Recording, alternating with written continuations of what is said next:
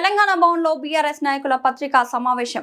కారణం ప్రతి విషయంలో ఈ ప్రభుత్వం వైఫల్యం చెందింది. రైతులకు ప్రధానంగా కావాల్సినటువంటి గన్నీ బ్యాగ్ సప్లై చేయడంలో నుంచి మొదలుకొని గోదామ్స్ కానీ దానికి కావాల్సినటువంటి అరేంజ్మెంట్ చేసుకోవడంలో కానీ ఈ ప్రభుత్వం పూర్తిగా వైఫల్యం చెందింది. అసలు ఈ ప్రభుత్వానికి రైతులన్నా రైతు సమస్యలన్నా రైతులు పండించినటువంటి ధాన్యాన్ని కొనుగోలు చేయాలనేటువంటి ఆలోచన లేదనేది దీన్ని బట్టి స్పష్టంగా అర్థమవుతున్నది. రాష్ట్ర ముఖ్యమంత్రి ఢిల్లీకి పోవడానికి, కేరళకు పోవడానికి, తమిళనాడు పోవడానికి సమయం దొరికింది. ఓ 70 సార్లు పోయింది ఢిల్లీకి. ముఖ్యమంత్రి గారు ప్రతిరోజు పుంకాలుగా కథనాలు వస్తున్నాయి అనేక దినపత్రికలలో. రైతులు పండించినటువంటి ధాన్యాన్ని అమ్ముకోలేక రోడ్డు మీద వందల సంఖ్యలో ట్రాక్టర్లు పరేడ్ చేస్తూ ఉన్నాయి. లారీలన్నీ కూడా లైన్లు నిలబడతా ఉన్నాయి. రైతులు బాధపడతా ఉన్నారు.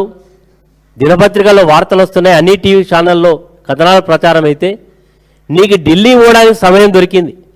ఒక్క పూటగా రైతులు పండించినటువంటి వడ్ల కొనుగోలు కేంద్రాల్లో, మొక్కల కొనుగోలు కేంద్రాలకు పోయేటువంటి నీకు సమయం లేదా?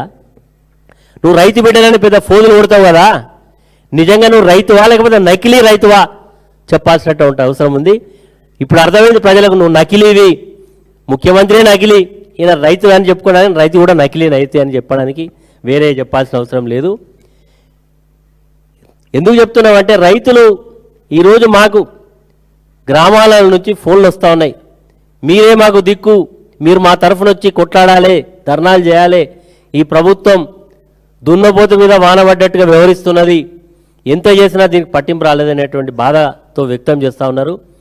గన్ని బ్యాగులు రైతే కొనుక్కోవాలి.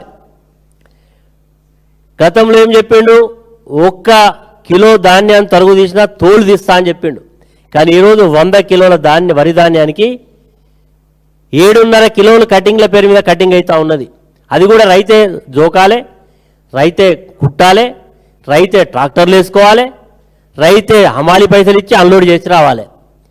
వడ్ల విషయంలో అదే పరిస్థితి. మక్కల విషయంలోనైతే ఈరోజు మక్కలు పండించినటువంటి రైతులు వారి యొక్క బాధ వర్ణనాతీతం, చెప్పలేనటువంటి పరిస్థితులు. మా నియోజకవర్గంలో భూపాలపల్లిలో రైతులే 51 కిలోన్నర జోకాలే, ఆయన గన్ని బ్యాగ్ తేవాలి, ఆయనే లోడ్ చేయాలి. సెంటర్ల కాడికి పోయి 10 వారం రోజులు పడిగాపులు కావడం లేదు. దీంట్లో మధ్యలో దళారీ వ్యవస్థ, రైతులు బాధకు అమ్ముకోలేనటువంటి రైతులు ఎంఎస్పీకి అమ్ముకోకుండా 18,000లకు అమ్ముకుంటే దళారులు తీసుకొచ్చి ఈరోజు అమ్ముతా ఉన్నారు.